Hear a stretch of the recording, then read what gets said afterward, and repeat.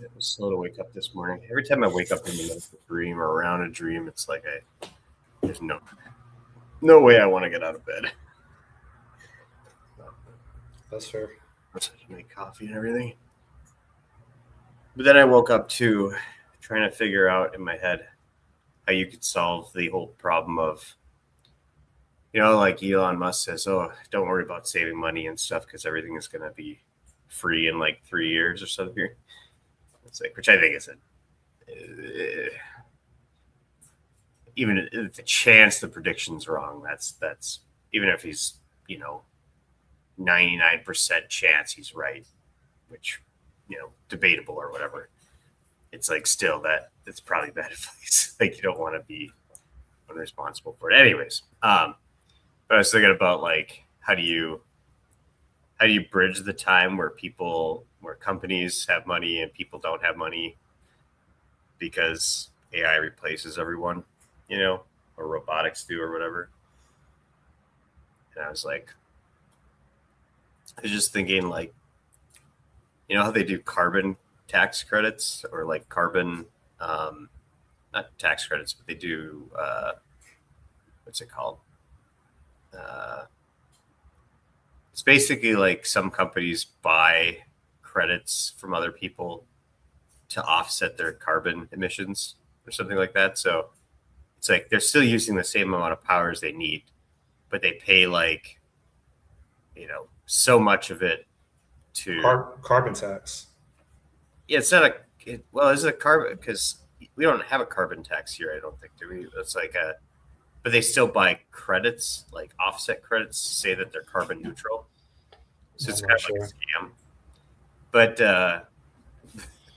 if you took that idea and said, what if you had to have employees per so many credit tokens you're using? And just said like you have to subsidize. Essentially, you have to access tokens through a human. You couldn't access tokens through. The only problem I'm trying to figure out is how you would, which would keep at least employment in about the same place, right? Like you're employed, but you don't really have to do anything.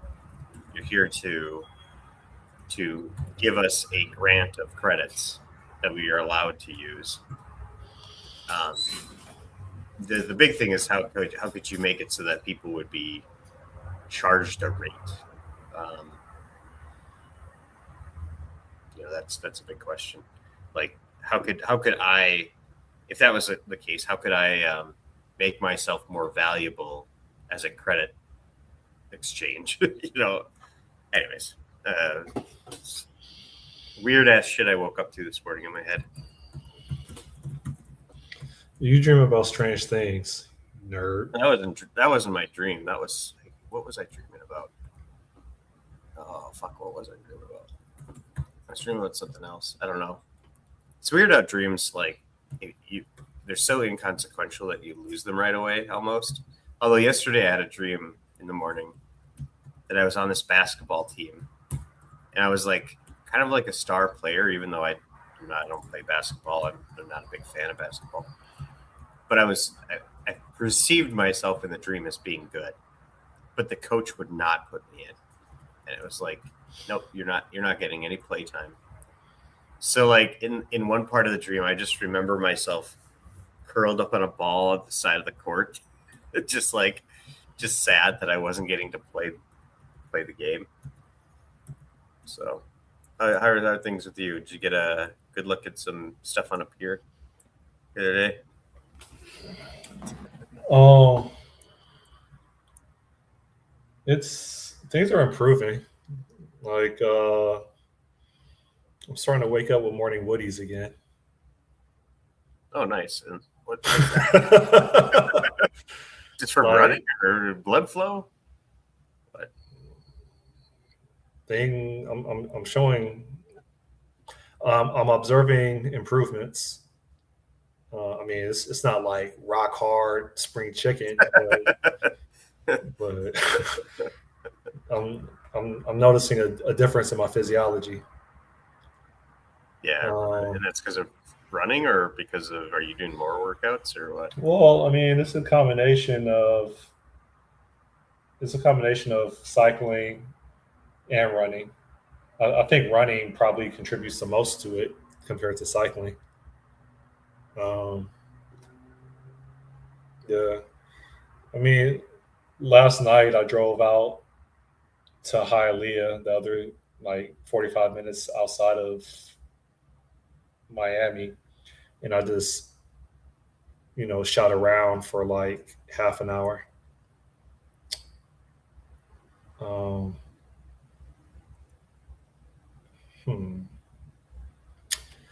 Yeah, so that's the hardest thing. Is like if you work behind a desk, the hardest and you're older, like middle age or older, the hardest thing is trying to just maintain your body because everything screams for attention. Like my hip flexors, like when I walk down the beach, I look at my tracks. I see like my my tracks look like duck feet.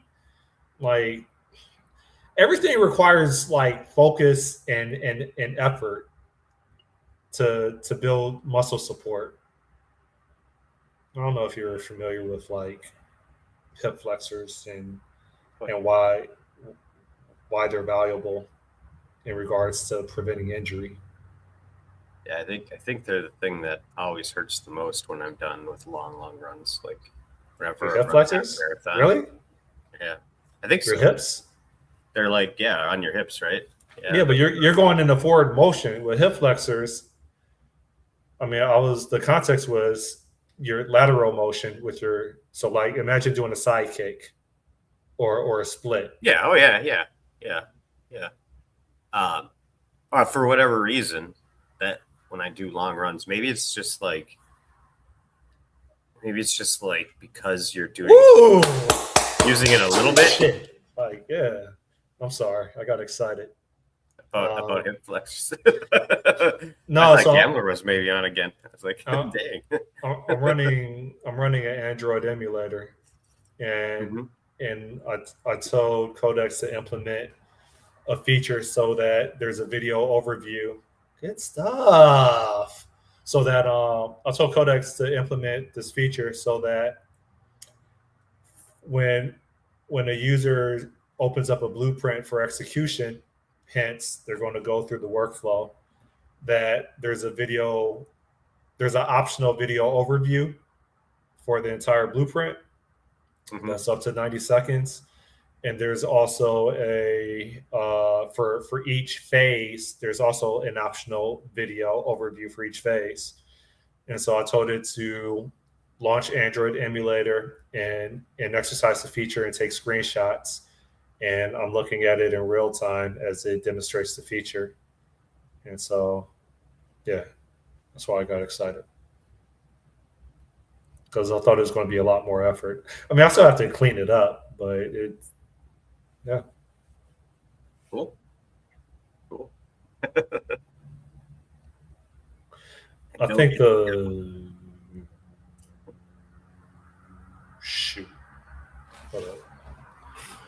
but yeah, anyways, what I was saying is I think that the over the course of like a very long run, your hip flexors probably get used more than you think that they do, and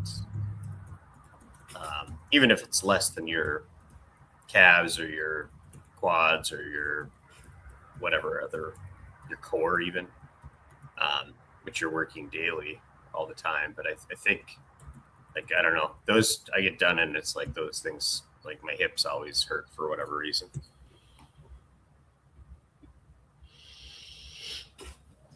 And maybe too, maybe you start to compensate or run differently at certain points and engage those more. I don't know.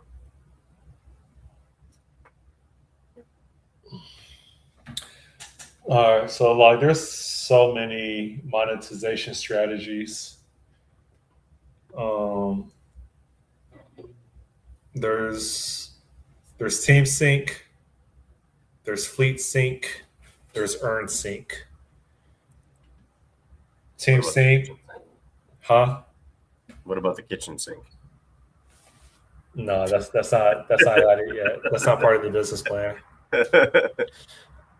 I'm pretty confident my business plan is probably like 100 pages now. So like Team Sync It's you add members to a team, and they can execute uh, entire phases or sections of a phase. Fleet Sync is a feature it encompasses Team Sync, but it involves managing a mobile fleet, so their location and the services that they're rendering, right? So you can have a dashboard of monitoring your fleet. And then EarnSync is the affiliate program. And so now I think I'm going to rewrite the landing page where the emphasis is on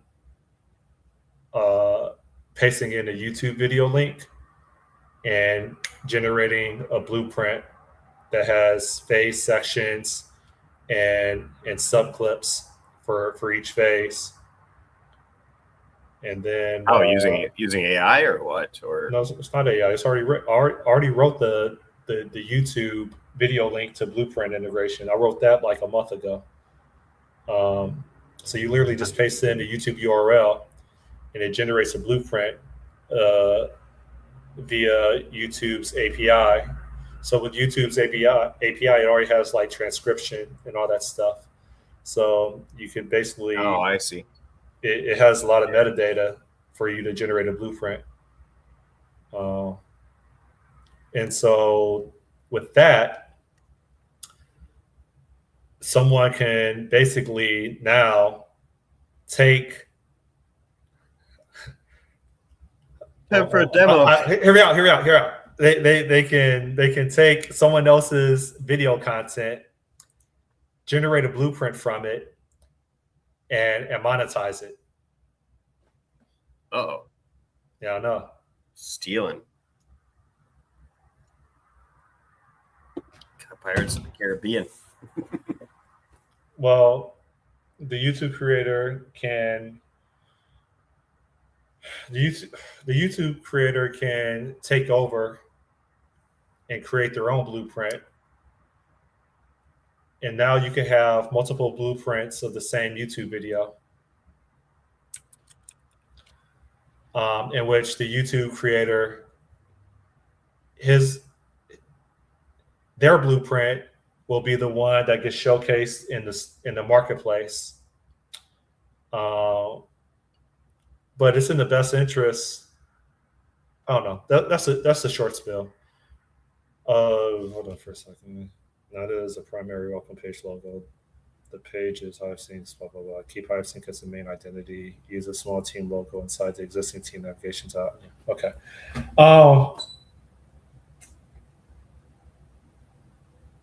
Yeah, so that's the monetization plan for EarnSync.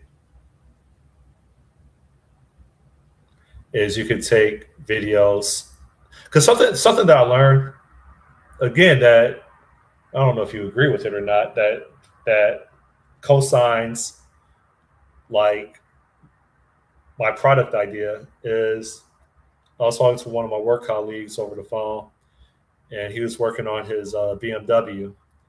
And so he was telling me, without me even talking about like my product, he was telling me how he watches YouTube videos on how to do tune-ups and replace like spark plugs and just general like maintenance that occurs like, I guess, every couple of years or whatever on his BMW. And he's telling me that there's hella YouTube tutorials. Yeah. So I'm like, okay, so why not bundle that, organize it, push it to a mobile app in which it's sectioned off into phases, in which you immediately know that in order to do this maintenance on your car, these are the tools and these are the materials that you need to have before moving forward. And my app pretty much already does that, right? So it just kind of like reestablishes. I might be living in my own echo chamber of delusion, but like I think it's there. My stuff just organizes stuff that's already out there, and it makes it more digestible and structured. So I wonder for you to shoot it down.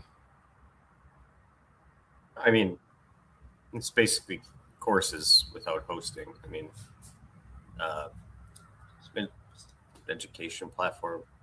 Yeah, I mean, it makes sense. If you're doing curated videos on like how to solve a problem, I don't know. I guess it helps the YouTube creator as long as you keep the link to the original and the plays through the original YouTube video, and you're not, trying to download the actual video or anything like that, which would be problematic. But as long as you just keep the traffic flowing, it helps the original creator. Mm-hmm. So it's kind of a thing. And if you're aggregating a bunch of things together to try to do it, then yeah, I guess it makes sense. Like my son, you could probably do that with my son. He's gotten into stop motion animation, and that's what he likes to do. And he watches a ton of videos on that. He learns so much random shit off of YouTube. Like, oh yeah, I got this rig and this app, and I think his friend kind of triggered it. Like he didn't just watch a random video on it. His friend told him about, so they made some videos, and then now he's like really into it. But he was so heartbroken yesterday because we so he decided he wanted to glue these arms onto this guy that he has, this little like stop motion figure we got for him. And he's like, yeah, I want to take these arms from this other one, use these balls, and I want to glue it onto this guy. I'm like, well, yeah, go ahead. It's your stuff. Go ahead. He's going to use super glue. Well, the super glue, super glue, like the tip sometimes gets all glued up. Well, he decided to open the actual thing and try pouring super glue. So he got super glue all over his hands and all over his figure. And so then we're like using acetone to clean it off. Well, the acetone melted the character. So and then he comes out and he's like, I think I'm going to quit animation. Everything I do fails. I'm like, dude, wow. You have a setback. This is the things you have to push through to get to the other side and to see success. This is what, these are the problems that separate the people who have done well and have learned things. You're in the valley of despair, buddy. That's a normal process for being good at something. You start off with a lot of energy and a lot of hope, and you don't know that what you're doing is, crappy or wrong. You get good, and then all of a sudden you learn enough where you're like, holy shit, I suck at this, really. If I want to be good, there's a whole other hill to climb. And then, so you're in the valley of despair, but if you climb that next hill, dude, you'd be super good at this. And he's like, no. I'm like, yes, believe me, man. It's not just me. Just go look this up. This is how you become good at things. Sucking at something is the first step of being sort of good at something. No. So, I don't know. I hope that sticks in his head as an itch, and he's like, well, okay, let me try it just to prove my dad wrong. I don't know. That's cool. Yeah. Anyways, sorry, all that to say that he if you could get into stuff too, like where things involve actually purchases. That's where you start integrating Amazon. That's already in there. Yeah. The thing is they have to earn it. So the mobile app has a gamification engine. So they have to, I don't even remember the policy for how they unlock it, but it's an unlocked achievement where not the consumer side, right? Hear me out. The equipment that's required to execute a workflow, they can basically have a promo code to whatever product websites for that equipment to be purchased. But it has to get unlocked as an achievement. And then people that are executing their blueprint, when they go to the details of a task that has a dependency on whatever equipment item, they click on that task and they get the task details. There's links to whatever website, commerce sites for them to make a purchase. and there's a promo code that they can embed in that link, and then they can make money off of that. That was done that was implemented like freaking 5 months ago. Yeah, not the consumer side, right? Though it's the ability of the creator to monetize that. Hold on, what are we talking? What are you talking about? Okay, so I, as a consumer, am going to this thing, right? For this, like, I get this thing free, right? Or do I have to pay for it? Or like that's what I'm saying. Like, I as a consumer go on and I could just click the links and go through and whatever. But you as a producer have to unlock this ability to do that. No. You as a consumer, you're on the web app, and you can look at different blueprints, and you can preview different blueprints, but the preview is not going to expose all the sections, all the phases of a blueprint. It's just like when you're in the Amazon Kindle store and you're looking at books and you're previewing books, right? So then I buy an upgrade, like a manual almost. Yeah. So you can view it on the web app in the store, or you can pull it down onto your mobile app and you can preview it. But in order to access everything, like you'll still see like the video overview of the blueprint. You can still see like whatever the author of that blueprint wants you to see, they can configure that.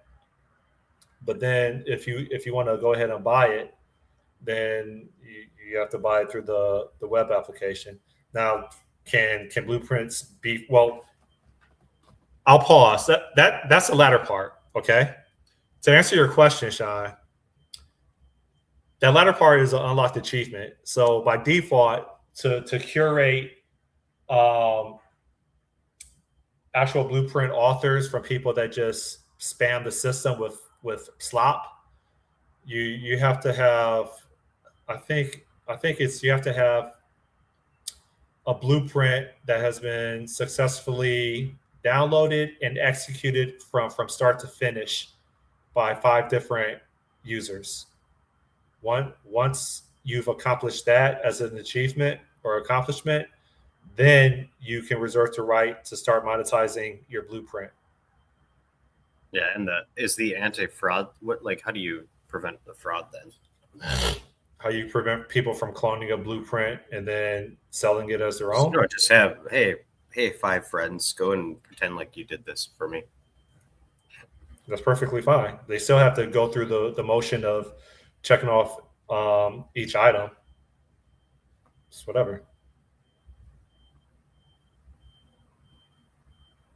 That means there's more people that are on my account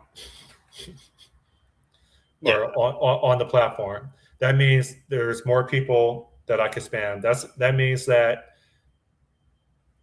in the low likelihood that this gets enough adoption, that means that I have an electronic paper trail of more users. So that one person has now generated 5 accounts for me. Maybe non-real ones, though, potentially. They are real ones. Well, okay, to your point, yeah, but the only way that you can authenticate is through a Google platform or Meta. Yeah, so I can create 5 Google accounts. Okay, yeah, you could go through the motion of doing it. Yeah, I'm not concerned about that. Yeah, it's a combination. It's not zero friction, but it's low friction. So you have to put in some effort to game the system right now, and it's not a huge thing. Like if they really want to monetize slop by having 5 bots, and maybe this is what you're leading to. Maybe they just have some AI bot do it for them. They spawn 5 AI bots. Okay, so what? I don't care. Yeah, well, and at this phase, you shouldn't probably care. Like, this was a big deal at the company TCG Player, because it was a double-sided marketplace like this, and it was like we had sellers who would come on and not only do they set up stores or whatever, and then have people come on and cheat their way to get to those advanced levels. But then what happens is they start tanking the prices of everybody else and makes the platform unusable for other people. So it's like, if I go on to a platform where I'm going to sell you a card, and that card influences the perceived market value of the card based on sales history, right? And I go on and sell it sell a bunch of them at a lower rate. That's going to impact the global market price of it. Then I can get those cards for cheaper. And so people, could fraudulently do all of these things to affect prices and flood the marketplace and make it so that nobody's making money.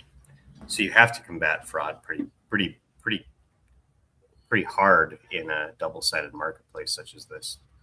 I do think maybe there's too much complexity going on in this whole like level up. So it sounds great in theory, but people like, as soon as you put gates in front of the consumer side of it, you've shut off a spigot that you want on. You want to make it as easy as possible for the consumer, and as friction as for like the producer to get into it and start to be like really, really good. So you add levels and things like that, and you build trust over time so that people who are actually investing in the platform, they get the best tools and they get the best things, the best rates, whatever it is. But the consumer, that should be wide the fuck open. Like they don't do, like they can just get at everything.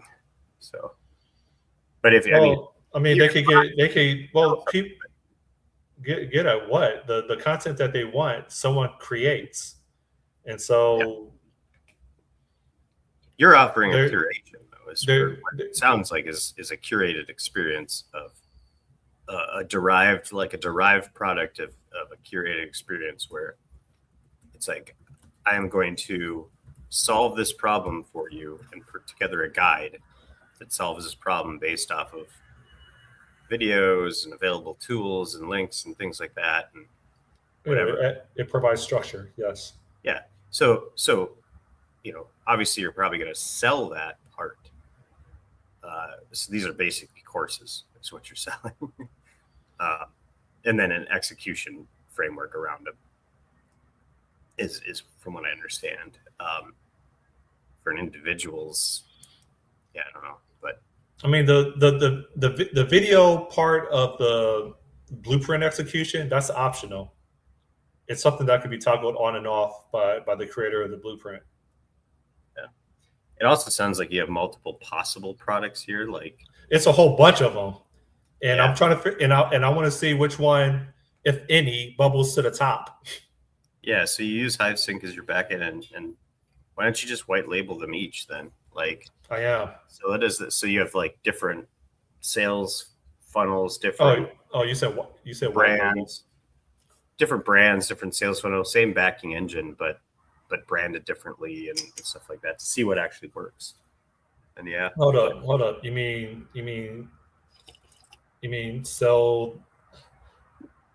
sell the various platforms for other people to sell? No. Well, no, that was white label. But what I mean is sub branding. Like, so you had an event planning component, right? And then you have this like, and then you have a separate thing where it's like EarnSync or whatever you said. They have their own dedicated logos that when you go to the pricing plan and when you go to like various pages on the web app, they have their own product logos. That's what I meant to say. They have their own product logos. So TeamSync, EarnSync, and FleetSync have their own established products with their own logo branding on it. Yeah, I would think it would make sense to split those up into three different. I guess I don't know. I'd have to see I'd have to see it in action to know exactly because you'd want to position this in a certain way where people don't get confused, right, as to what this is. If you could brand one. The short answer is yes. And so I was just going to rely on feature flags to disable EarnSync and FleetSync and just start off with an individual that's doing their thing, and also the option of if they want to work with other people, then only expose the team sync feature. And then gradually over time, when things are more uh, established and understand the flow and there's not unnecessary friction for the usability, then flip the flag and enable fleet sync and earn sync. And they may not be enabled at the same time, but gradually enable the other features once the others have been tried, tested, polished, and refined. Yeah. Not necessarily in that order. So, But I'm excited, man. I'm actually building something. And like, I mean, I think to your point, or maybe you weren't alluding to it, it's an umbrella. It's an umbrella of products that I don't expect 100% of everything to like even do mediocre. But I do have an expectation that at least one of these items are going to show some type of like growth potential, and then I could pivot from there. yeah. I mean, having an engine that can adapt to different things is good. The like I get the tech side of it, and I kind of conceptually understand the thing, but I gotta see you gotta see it in action, like put together something that like is a demo. Get a demo ready. That's a big thing, dude. A demo of a real thing, like not. I know. The biggest hurdle right now for me, like showing a demo, is the fact that I'm unable to authenticate with. I'm unable to, on a landing page. I'm unable to have a user authenticate with Google or Facebook, especially with Google, because Google relies, in order for you to do like federated sign-in, you need to prove that you're a business. And I'm like, well, I had Bismonger Incorporated for like since 2014, right? So that's like 12 years. Yeah. So I give them my IRS filing documentation. I give them my state of Florida articles of corporation, everything that has Bismonger Inc. in my name, right? Unfortunately, have you heard of Dun and Bradstreet? Yeah. Yeah. So on Dun and Bradstreet, my business is registered. However, instead of the actual business name, instead of the actual business name saying Bismonger Incorporated, it says Nimrod, Scott. The paperwork I submitted has all of that. It has my name and Bismonger. Google keeps rejecting it. It says it must show up exactly. So I had to call Dun and Bradstreet and ask them to change my business name from Nimrod, Scott to Bismonger Inc. And so they said, yeah, but now I have to wait 7 days in order for it to be updated so that I could resubmit my verification work or my proof. So anyways, once I could get federated, once I could get federated sign-in from Google and Meta, then I could demo this product. But until then, things are just fragmented right now.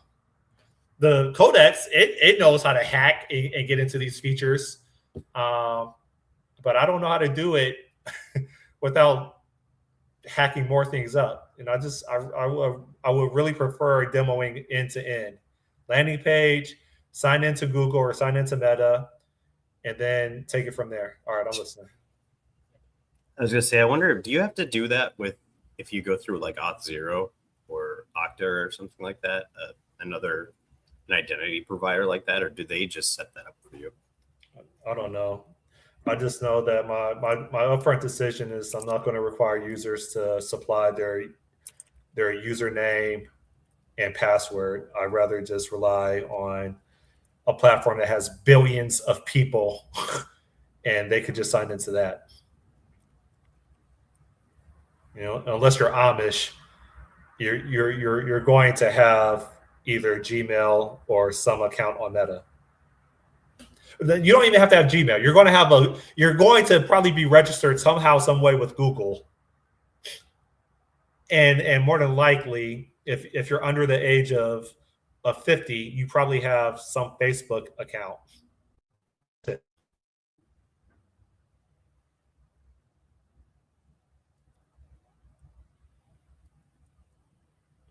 Silence. Yeah. Well, my preference would be Microsoft login, but what normal consumer has a Microsoft login account? Every Xbox user. Who plays Xbox? A lot of people do. People Well, did. Now Xbox is getting fucked right now, but no. Oh, that reminds me. I need to. But that's what I use. If I go to ChatGPT, for instance, I use my Microsoft one. Yeah, but you're a programmer. You literally use it to get into Azure. Yeah, but I'm a programmer. Like Xbox Outlook, Hotmail was the biggest mail. 22-year-old Monica does not have a MSN account, or I don't even know if MSN is still a thing. But it doesn't cost you anything, right? To offer another provider. It does. No, it adds to a busier screen. I'm sorry, Microsoft is not relevant anymore. Not to consumers. It's relevant to people that build stuff, but in regards to programmatically build things. But when it comes to like consumers, yeah. So you're saying that they're never going to offer any sort of like tech related content on this platform? I'm not offering. I don't recognize Microsoft as a popular option to do federated sign-in. I don't. I don't know. I would just follow what ChatGPT does. F ChatGPT. They're going bankrupt. Yeah, but well, that guarantees that I will have a hard time getting on because I don't like using my Facebook for login, and I sure as hell don't like using Google for personal stuff. I will if I have to on things. I'll create an account for you. I use Google for Google stuff, and I use Microsoft for everything else. So unless there's like a self-serve, just give me a username and password, then it's like, nah. But I don't think it's hard for you. Actually, the best thing that I've seen for login pages isn't sign in with Google, isn't sign in with whatever. It's you sign up. When you sign up, you pick, potential identity providers. But when you log in, all you do is you enter in your email, and it chooses which path you want to go. Like, oh, you entered in Sean at blah, blah, blah. Oh, yeah. Right. You use this. So go ahead and sign in with single sign on here. It just pushes you into single sign on those things based on what you're registered. Now, I think there's some risk to that, security risk in that approach, because if you enter in emails, I guess unless you always provide an option, even if nobody has actually used that, you kind of like fish the site or like yeah, but I mean you'd have to rate limit that, and you could probably require like the first 6 characters, and then it shows up options. I mean, you can add some friction to it. Yeah, you have 2-factor authentication. No, I'm not doing that. Not yet. Yeah. You got to do it as it gets useful. That kills any sort of business use then. I'm just saying it is like filing taxes to be verified by Google and by Meta.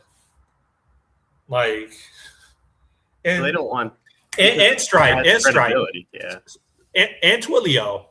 Oh my God! It took me like 2 weeks to get verified by Twilio. They rejected my application like 8 times in a row before they finally accepted it. I kept on having to make alterations to the website. Like if you look at it, I have Hive Sync by Bizmugger littered on almost every single page because they wanted to see that my business, Bizmugger, was proof that I'm managing the website and I'm not trying to hack into someone else's website. Yeah. God, it was like, yeah, when you want to leverage like third party products and they're like multi-billion-dollar per quarter corporations, they make you jump through hoops, man. It's like filing taxes all over again for each vendor that you need to integrate with. Which I mean, it is what it is. I understand. Freaking Chinese people, man, they ruined it for everybody. That was a joke. Yeah, and there's good reason for that, though. I mean, your credibility's on the line, their credibility's on the line. It's like it makes sense. You know, you don't want to go to a site that's a scam site and they offer like a legitimate login for you. It gives credibility, unearned credibility. I hear your audio. There you're back. I wonder if that's you or me with the internet. Probably your agent's chewing up all your bandwidth. No, my agents are running on I got my like 500 up and down. I'm on my PC, and I don't have anything running on my PC unless there's some like nefarious software installed that's like, or malware that's running Bitcoin mining or something. Or it could be Wi-Fi. No, the other malware is Microsoft's anti-malware software that just chews up resources like every 3 mornings. Or, well, I guess how close are they? Because you could have Wi-Fi interference. You have 2 devices close to each other. One's dominating the other in terms of signal and making it so that the packets drop, so your signals get fucked up. You run well, yeah. So I survived. I don't know if I told you, I survived a round of layoffs. Yeah, you mentioned that. Congratulations! I always had a dream that getting laid off would be like the best thing ever, because I could go and collect. If you have money, for a while. Yeah, I got money sitting around, so I could collect unemployment too, and so. Like, as long as you're not fired, like you're negligent, we're firing you. If you're laid off as part of things, you can collect unemployment as you're looking for another job for so long or whatever. It's like a guaranteed vacation. It's like, although then there's the trouble of trying to find your next one, which, yeah, I don't know. You got to create a product or have your own side hustle, man. Which is interesting because, like, yesterday I checked my email and I had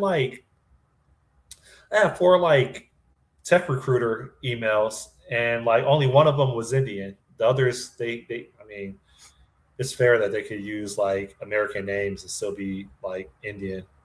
But yeah, it was unexpected. I had like a surge of like tech recruiter inquiries. Yeah, I don't know. The market is weird right now because you read stuff about people and they're like, yeah, I've been in the industry for 20 years. I've never seen it this bad. I can't find it. You look at all the open for works on LinkedIn, and then like it's like it looks terrible, but is it? I don't know. God, man, at this point, like going through another, I don't know.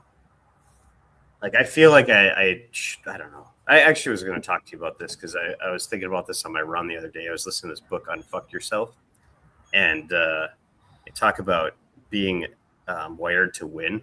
So we win at whatever our subconscious believes is our goal in life, you know, or what we want to achieve. And we always win. Like we're constantly working towards it and winning.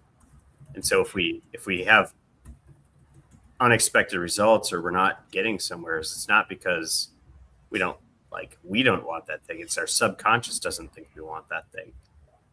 And so it won't try to win it, and it'll actively work against you based on your like internal beliefs. So I was thinking about this, and like I've got it stuck in my head, or I have had stuck in my head that I'm never going to go that. And people have put in my head like you're not going to be a lead at anything, you know, you've hit your salary cap. These are like limiting beliefs, right?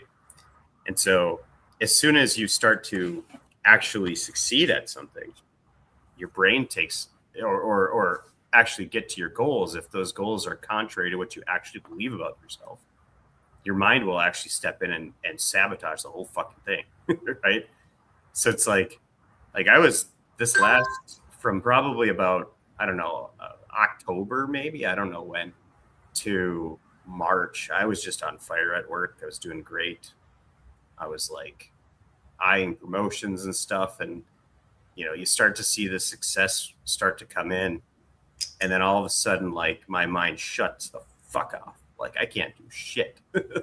So I need to do a hard reset here and figure out how to get my mind to overcome that limiting belief, or retrain it that it actually wants these things, and that's what success looks like and winning looks like. And dude, I don't know. I haven't gone through all the book to see what, other than affirmations, and how you do that. But yeah, I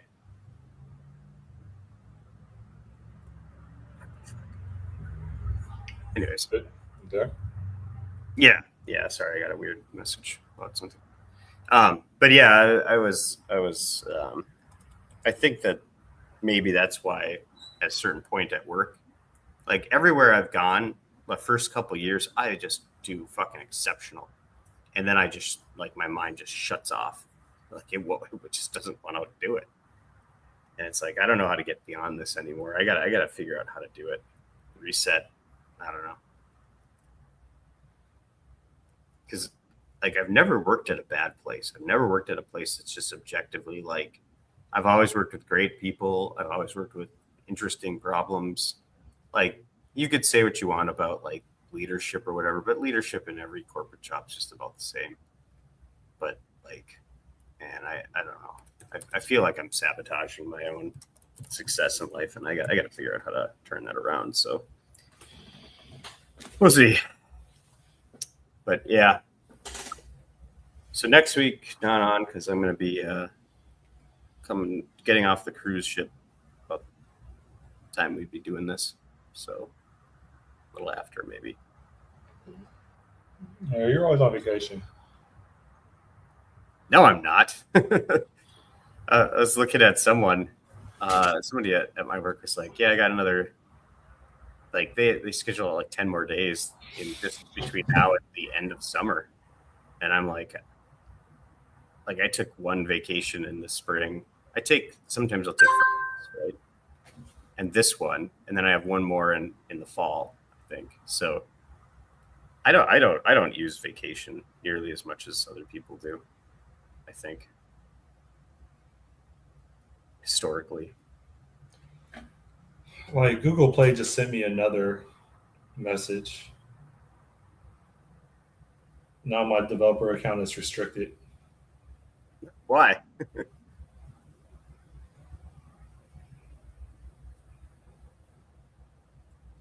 I don't know, man. They did this to me like 3 weeks ago, where they said that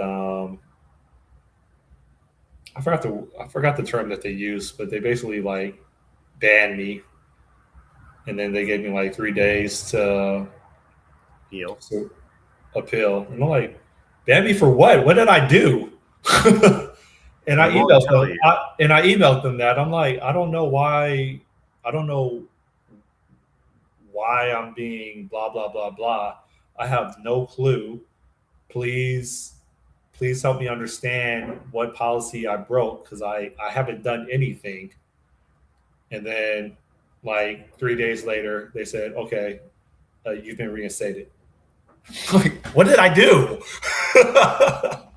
AI plagued you, maybe? I don't know. I don't know either.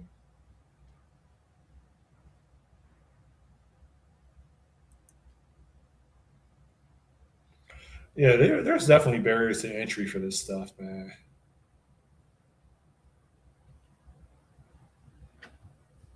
Yeah. We trade in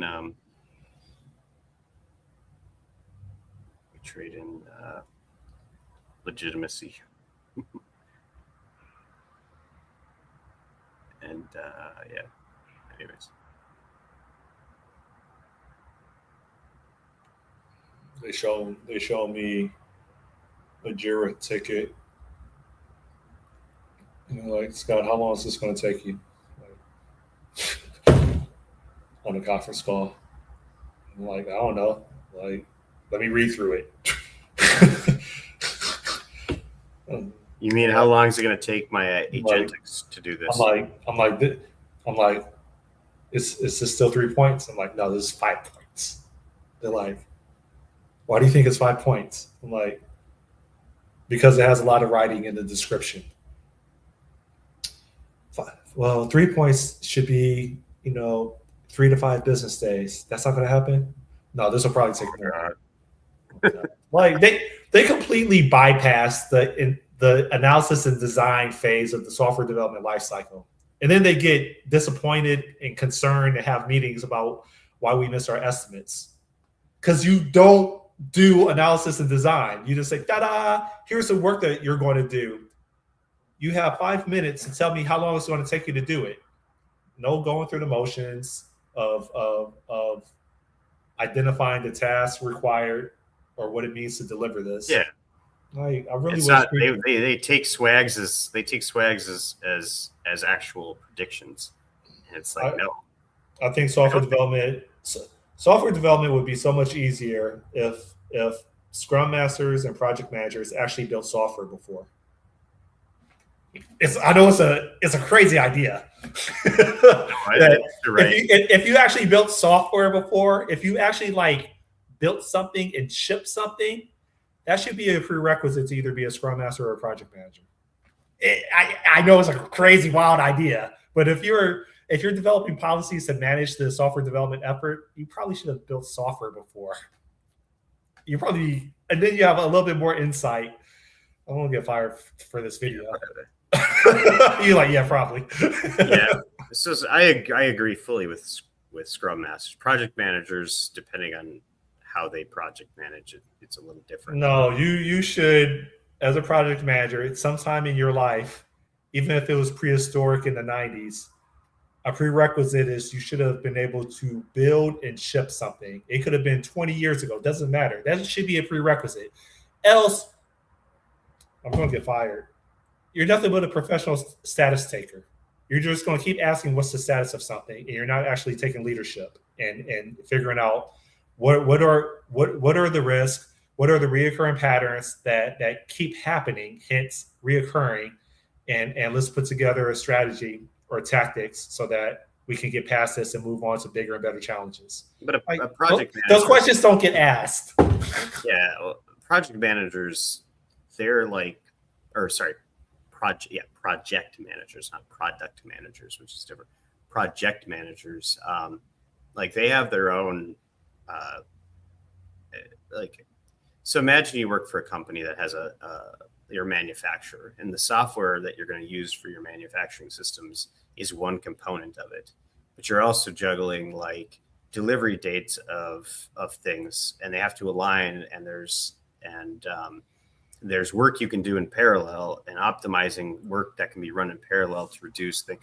There's actually an art to project management that generally isn't actually useful in software, I think. But if you work in a company that's not purely online, that has a physical element to it, where they have to also align with physical releases of things, I think that's an entirely different world. No, if you work for a software company and your business is producing and delivering software, if you are in any position to dictate how the policies for how software gets built, you need to have to build and deliver something. Period. I don't care about what work can be done in series, what work can be done in parallel. If you don't have experience writing and shipping something, you shouldn't be creating or crafting policies for how software gets delivered because you don't have that background. But yet this is accepted in the industry. And and we wonder why we struggle so much because we don't have people that are experienced to make decisions and shape policies from an engineering background. I know it sounds crazy, but I don't understand why this. I mean, yeah, at hospitals, or do people without? I know what I know what project. I know what. Well, yeah. I mean, hospital. Well, if you're building a hospital, you do like. So that's the thing is like project management is a valuable skill, and it's a useful skill. It's less so in software because they just don't understand that software is a knowledge is a knowledge obtaining skill. Like people think that they write up a ticket and you just go build it. And some of those things, yeah, the knowledge is caked into it. They've done all the research and they've put it together. And here they hand you something where it's like literally just go build this, right? But in every other case, you're doing the entire software development cycle of not like learning about the problem, absorbing it, thinking about how to fit it into things without breaking other things. And that's a process that's hard to predict in relation to time, unless you do all of the work up front, in which case, like all of that knowledge gaining up front, in which case that work would be not gated by any sort of time frame. Like how long do you need to discover how long this problem is going to take to be solved? I need no. That's not a rhetorical question. It depends on the size of the problem. Yeah. If you legitimately ask me that question, I would say if we're talking about just for a sprint and we're not talking about an entire product, so if we're talking about just 2 weeks, mm-hmm. I would ask for 2 hours, but I think the minimum should be 1 hour. Right? I can take all the hours I can get. I would take an entire morning if you give it to me. And the more time you give me, the more accurate the estimate's going to be. But yeah, minimum, but by the time you build, bare minimum is going to be 1 hour. Yeah, by the time you get down to, if you could actually get to an accurate amount, you've already spent the time that you need to do the thing. Like after that, it's just building it, which is super easy. Like once you know all of the pieces are in place, then it's just like okay, this is going to touch this many files. Probably it's going to require this much churn on pull request reviews. It's going to require like you can take those things. Yeah, but the whole thing is you're not all of the time is in the uncertainty. Like you're that's not it. You're not going to come up with a plan of execution in 5 minutes. I know that's what the interviews want you to do in 5 minutes. Design this system. Yeah. But that's not reality, right? In 5 minutes, you're not going to come up with a plan of step one to step in. This is how I'm going to execute this 2 week sprint and deliver this feature. People have to have written code and ship. Yeah, I think we're arguing about the same thing. I'm just saying that project management, if you're not in pure software, has a lot of value. I think software bastardizes it all because people just don't get it. And so I think you're right in terms of having a perspective about, like, for me, I don't know, man. I can't predict anything in terms of how long something will take. I could think something will take me a day. It'll take me 3 weeks. I might think something's going to take me 3 weeks. It might take me a day. It's such a, I don't know until I work the problem how long it's going to take. So it's like the best thing with software and what Agile was supposed to be like, you take that uncertainty and you build a system around it. And then Scrum was supposed to be kind of related to that, but man, that got screwed by people who just don't, like you said, don't understand how to actually build shit. So Scrum was created to let more women that aren't technical into the tech space. That's why Scrum was created. Or yeah, it was, right? It gave more people that didn't have technical backgrounds the ability to get into software development projects without actually knowing how software gets built. And that's because leadership doesn't actually want to talk to engineers.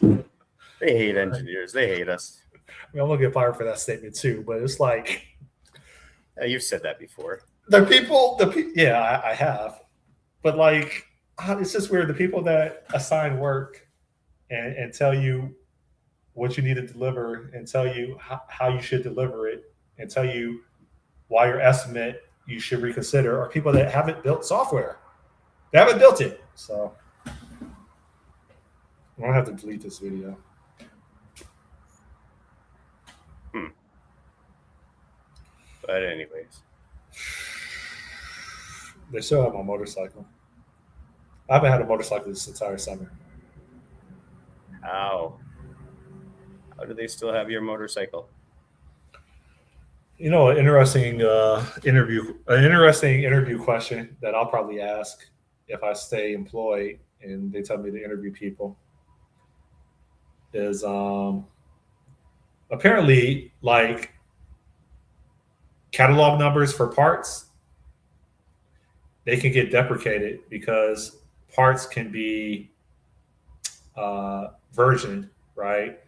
Different materials, stronger build quality, or maybe a cheaper build quality for cost savings.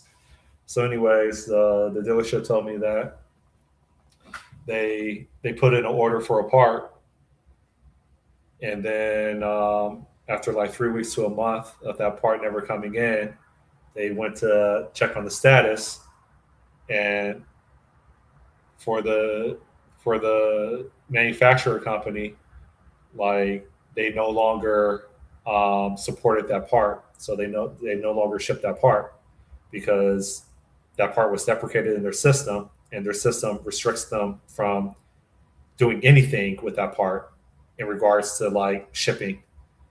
And so they learned that they had to.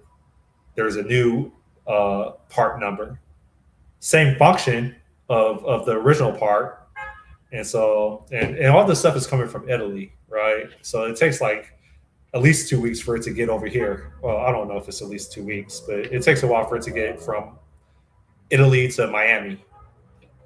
So I'm sure there was more to that story. I'm pretty confident that in the middle of them working on it, they realized that there was some additional parts that they needed, and then they probably placed the order and then forgot about my bike because they make money on other bikes and other priorities, and they forgot about me and forgot to check the status. But yeah, I dropped off that bike in like late May. Yeah, it's pretty low, but I suppose it's a luxury item, so they're going to be kind of slow. F that, man. I've been alone with no social interaction for this entire summer, man. That bike is my therapy, man. Oh, Time to get the Can-Am running again. yeah, they keep asking me, like, the people in my Building? condo, my building, Yeah. like, Scott, your bike is just sitting there. It's been sitting there for 3 years. What are you going to do with it? I'm like, let it sit. Whatever the hell I want to. Am I paying you? Yes. Good. It's my parking spot. I pay for it. That parking spot's my storage unit now. Yeah. It doesn't really help this. It doesn't really help the stereotype. Well, there's another Negro in that building. Yeah, whatever. You can drive it up here. You can park it in my garage. Convert it into a snowmobile. There you go. That's a trike, right? 2 in the front, 1 in the back. Yeah. Yeah. What?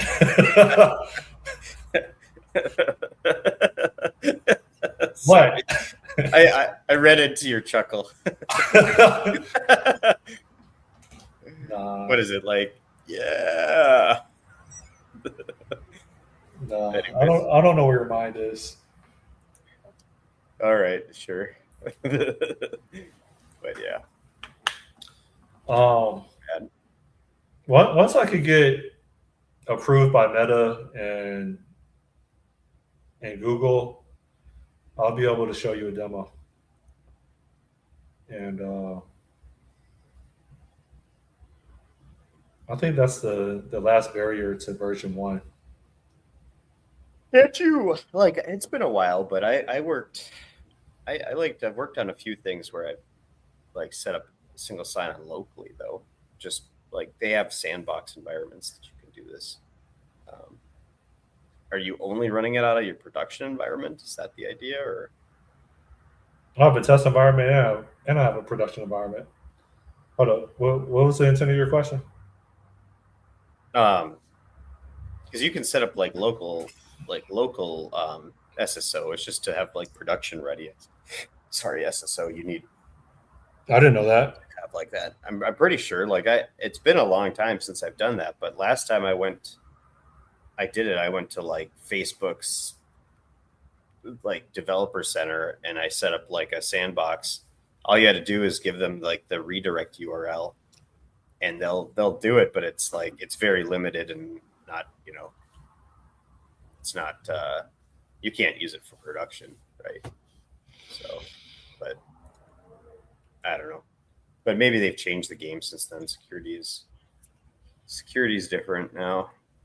Yeah, because I had to go through this verification process with Stripe, with Twilio, Google, Yeah, Stripe and Twilio and Meta. make a lot of sense, but yeah. Well, they all make sense because they all have monetization, right? Google has monetization. Yeah. Meta has security.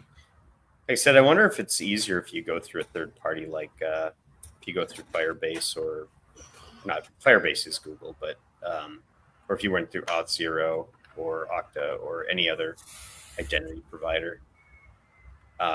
Maybe not Stripe in that, but in terms of single sign-on. Yeah, I don't know. Oh shit, man. That was a interesting yawn.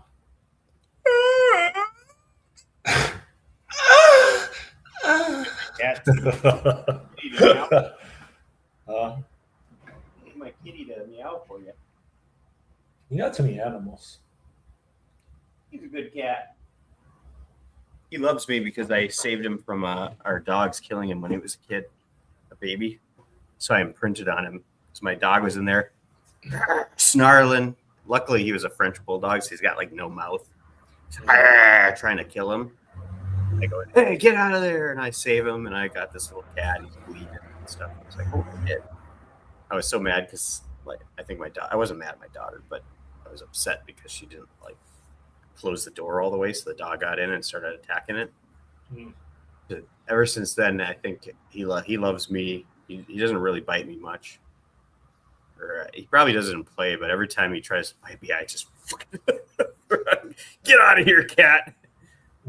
Throw him. But yeah, I don't know. He's a good cat though. He catches lots of mice and kills them. Yeah, aren't you, bud? Oh yeah, he's sleeping now. How's Reggie? He's good. He's out back. Gotta bring him in. Have you seen my other dog, Charlie? Charlie? I don't think so. Oh yeah, I have. That's like the golden retriever or something. No, Charlie's. Well, that was Cassie. She died a few years ago. But no, he's a French bulldog. Well, you guys have a zoo, man. We do. 2 dogs, a cat, 2 turtles, a hamster. Why do you have to have 2 cats? Not 2 cats, 1 cat. Sorry, 2 dogs, 1 cat, 2 turtles, 1 hamster. Yeah. Your house stinks. It does. Those turtles, though. Turtles are the worst. I didn't want the turtles. My wife, like, they found them out when we were camping. Like, they're this size, like a size of a freaking $quarter, like a dollar coin. Just small. And now they're like this big. Well, you feed them goldfish? No, you buy like shrimp and like little dried insects and things, and you throw them in. I don't feed them though. I don't want anything to do with the turtles. I'll occasionally look at them, but I don't know. I'm creeped out because they're sitting there shitting and they can get E. coli and all that. So like, nah, not really into this whole cat thing, or not cat thing, turtle thing. So that's a lot of animals to feed and remember to feed every day. Yeah. Well, dogs are pretty easy. Well, dogs will let you know. Yeah. And cats will let you know too. Cats and the cat, like, if he doesn't get fed, he'll just go find food. As long as he's got access to the outside, he'll find food, man. He'll kill something. Kills birds, kills squirrels and mice and everything, man. I seen this cats kill a lizard before and start eating it. It was Oh like yeah, a gecko. cats will eat you the moment you die. They'll eat you too. Like they don't have any. They don't care. They'll eat you. They put up with you otherwise. I want a Dogs. fox. I want a fox. They in Russia they domesticated foxes. Yeah. I think they ran it for so long that they were able to make a domesticated form of fox. I don't think it's caught on yet though. Maybe in the States it's illegal somewhere. So I don't know. But they went through the process of domesticating them. There's a Supreme Court case where in Alaska, I think like a state trooper or something boarded someone's personal like Cessna airplane. And Oh yeah. that sounds so stupid. Didn't they? They seized their $95,000 airplane because of a 6-pack of beer. 6-pack of beer. Yeah, that's right. That's bullshit. The fact that it's been litigating this long and now it's going to the Supreme Court, like, and the crazy part is like the state of Alaska is not going to get penalized at all for the pain and suffering that they caused this elderly person. Yeah, I don't know. That It's dumb. bunch of people that don't just want to control other people's lives and have the world be what they want them to be. Yeah, it's I don't know. It's stupid. This is what you voted for. No, I didn't. I didn't vote for the Alaskan. Is this war going to come to an end anytime soon? In Iran? Yeah. Yeah, probably. Okay. I kind of like the idea of sit back and just bomb the shit out of things until they say, yep, we're done. I mean, not bomb the shit out of people. At whose expense? You just take out their infrastructure one by one. At whose expense? It's already sort of paid for, but yeah. I mean, how much does each missile cost to shoot down one of their drones or one of their missiles? I think there's a lot of bigger and who's paying for that? And who's going to pay for the restock? Yeah, I think there's a lot more geopolitical things going on that isn't on the surface level that you could say it pays for itself, probably. Like yesterday, I was listening, and they just passed a $1.5 trillion spending bill for defense. It keeps going up. Yeah, inflation. That's a good response. But it's almost like though it's just, if you think about it, most of it's just government welfare though. I mean, like, shouldn't things get cheaper over time? No, we don't get better at manufacturing over time. When's the last time you bought a TV? Like 3 or 4 years ago, and it was cheap. Yeah, and I bought a 70-inch, like, was it maybe 15 years ago, 10, 15 years ago? 70-inch was like $2,000. I can get a 90-inch for like $300 now. Like that one right there. Cover the wall with TVs if I wanted to. That one right there was $3,000. Like probably shit gets cheaper. 7 years ago. That's what a lot of the subsidy on AI is banking on, is that, all right, it's expensive now, but there's going to be improvements, and they're going to have a breakthrough that makes it significantly cheaper.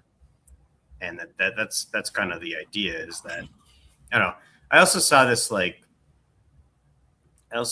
thing about your first generation of people that work on this kind of stuff, like a technology, like the internet, people who laid the cables for the internet or whatever, like the companies that did that all went bankrupt. Like they all just went out or got bought out or sold, or they're at whatever. The assets get sold off, and that lays the the foundation for all of society to have these things. So it's like people who build the data centers right now, you know, they're going to be a gold rush, they're going to make bank, and then they're going to go bankrupt. And then all of that infrastructure is going to sit there.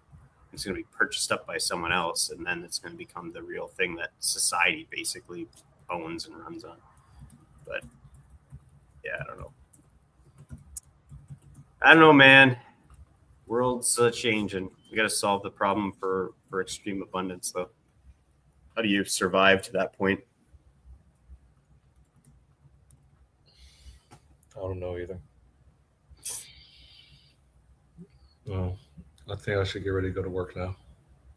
Yeah, me too. All right, so I'll be off next week. Should be back on 7th, assuming I don't fall off the ship. I gotta find some wood to knock on. But yeah, so we'll be back on the 7th of August. And I'll be deep in my training for running. I need to sign up for this one, so you get my figured out. Okie dokie. Well, All right, we'll catch up. Thanks for the feedback. I see.